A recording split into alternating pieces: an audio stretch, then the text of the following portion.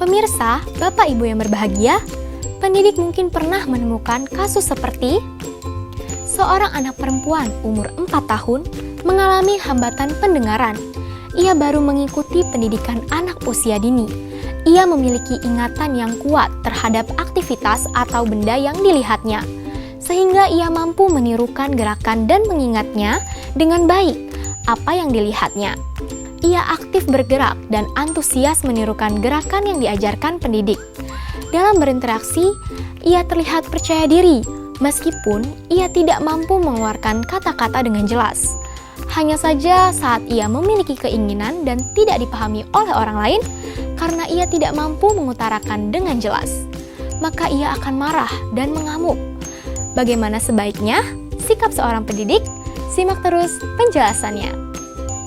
Saat berinteraksi dengan anak berkebutuhan khusus, guru harus membekali diri dengan pengetahuan tentang karakteristik ABK dan hasil observasi potensi yang telah dibuat, agar tidak salah dalam melakukan pendekatan kepada anak dan memahami kebutuhan khusus anak. Mari kita mengingat kembali karakteristik-karakteristik tersebut dan contoh identifikasi potensi ABK. Kita lihat bagaimana perbedaan guru berinteraksi dengan anak Down syndrome dengan perintah tugas secara bertahap. Sedangkan pada anak lain, sesuai usianya secara kognitif telah mampu melaksanakan 2-3 perintah sekaligus. Ini artinya, guru memahami karakteristik anak dengan Down syndrome yang secara kognitif berbeda dengan anak lain seusianya, sehingga dapat memberikan tugas dengan tujuan yang sama, tetapi dengan cara yang berbeda dengan anak lainnya, tanpa menjatuhkan harga diri anak dengan Down syndrome.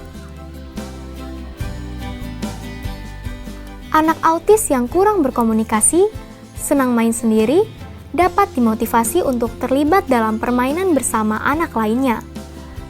Bukan memaksanya ikut bermain, tetapi secara bertahap, mulai dari meminta anak lainnya untuk bermain di dekat anak autis.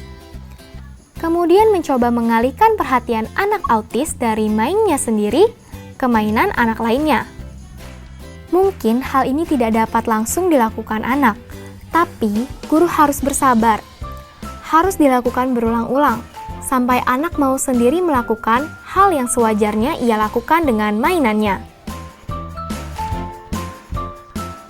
Anak yang hiperaktif memiliki energi yang lebih besar dari anak lainnya, serta biasanya lebih kreatif untuk mengekspresikan perasaannya. Guru tentu tidak dapat membiarkan anak lain menunggu berlama-lama, sampai anak yang hiperaktif menyelesaikan gerakannya.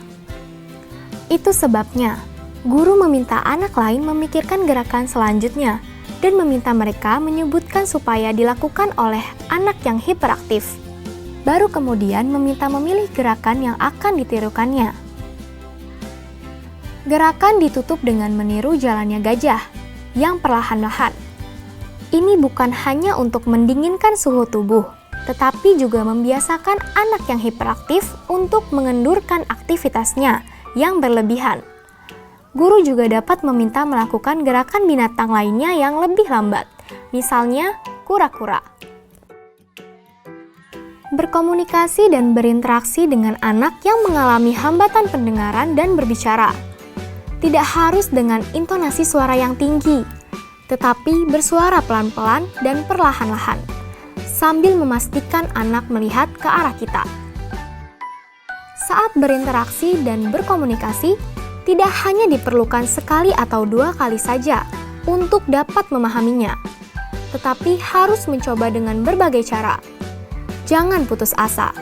Lama-lama kita akan memahami kata-kata penting yang biasa diucapkan dan perlu dilakukan anak. Sama seperti kita memahami kata-kata awal anak yang baru dimulai bicara. Kadang-kadang perlu ditambah dengan gerak tubuh atau tangan untuk membantu mereka memahami apa yang kita katakan. Ini juga berlaku bagi anak yang memiliki hambatan berbicara, karena keterlambatan bicara atau masalah organ mulut yang kurang sempurna. Anak dengan hambatan penglihatan yang dapat bergabung belajar bersama anak lainnya Tentu anak yang belum memerlukan alat bantu khusus, seperti anak yang mengalami kebutaan total. Mereka masih dapat melakukan kegiatan seperti anak lainnya, hanya memerlukan pencahayaan yang cukup, dan tidak ada hambatan antara pandangannya dengan objek yang dilihat. Gambar-gambar atau tulisan harus cukup dapat dilihat oleh anak. Guru harus memastikan mereka mendapatkan kondisi tersebut. Berbeda dengan anak yang memiliki kebutaan total, ia perlu alat bantu dan bahan main khusus yang lebih banyak menggunakan indera perabanya.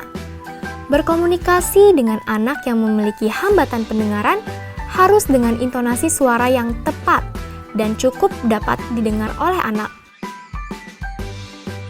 Anak-anak yang memiliki kecerdasan istimewa membutuhkan banyak bahan yang menantang daya pikirnya, dan biasanya banyak menanyakan hal-hal yang bagi anak lain mungkin belum terfikirkan.